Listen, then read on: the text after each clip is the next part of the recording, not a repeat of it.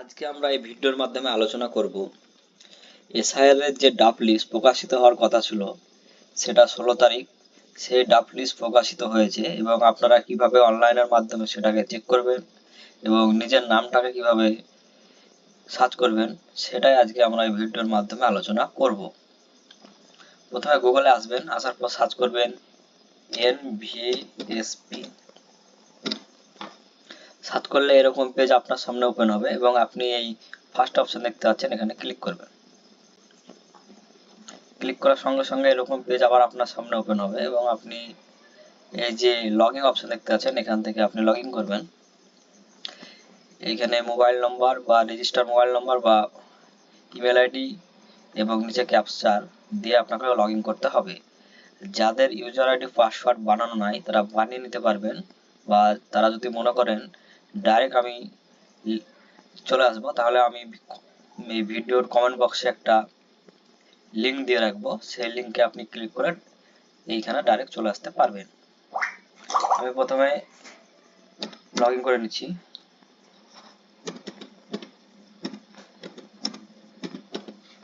Mobile number দিয়ে দিলাম এবং ক্যাপচারের ঘরে ক্যাপচারটাকে বসিয়ে দিচ্ছি। দেওয়ার পর এই রিকোয়েস্ট ওটিপি এই অপশনে ক্লিক করবেন। ক্লিক করলে আপনার রেজিস্টার মোবাইলে ওটিপি সেন্ড হবে এবং আপনি ওটিপির ঘরে বসিয়ে দেবেন।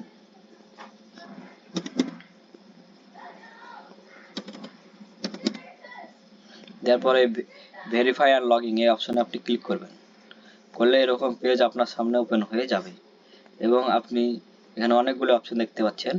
সেগুলোর মধ্যে এই যে নিচের যে অপশন দেখতে পাচ্ছেন ডাউনলোড ইলেকটোরাল রোল, এই অপশনে আপনি ক্লিক করবেন। ক্লিক করলে এরকম পেজ আবার আপনার সামনে ওপেন হবে এবং আপনি এই স্থান থেকে আপনার স্টেটটাকে আপনি এখান থেকে সিলেক্ট করবেন। পশ্চিমবঙ্গ একেবারে নিচে আছে, সেটাকে সিলেক্ট করবেন। করার পর এখানে 26 থাকবে এবং এই যে এসআইআর ড্রাফট রোল, এবং এখান থেকে আপনি আপনার ডিস্ট্রিক্টটা সিলেক্ট করবেন। তারপরে আপনার এটা এসি নাম্বার, বিধানসভা নাম্বার, সেখান থেকে আপনি এখান থেকে সিলেক্ট করে নেবেন। নেওয়ার পর এখানে ল্যাঙ্গুয়েজটা অটোমেটিক সিলেক্ট হবে এবং আপনি এর নিচের দিকে এসে একটু আসবেন, এসে দেখতে পাবেন যে পার্ট নাম্বার বা পার্ট নেম। আপনার যে পার্ট নাম্বার সেই এই অপশানে এসে টিক মার্ক দিবেন। দেওয়ার পর এই ক্যাপচারের ঘরে ক্যাপচারটাকে বসিয়ে দিবেন।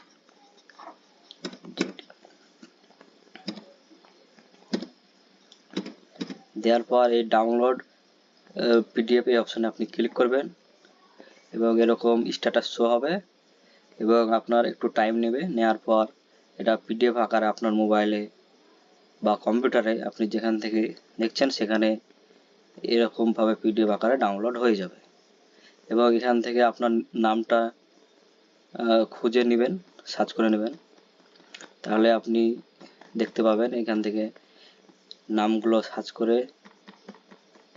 খুব সহজে দেখে নিতে পারবেন।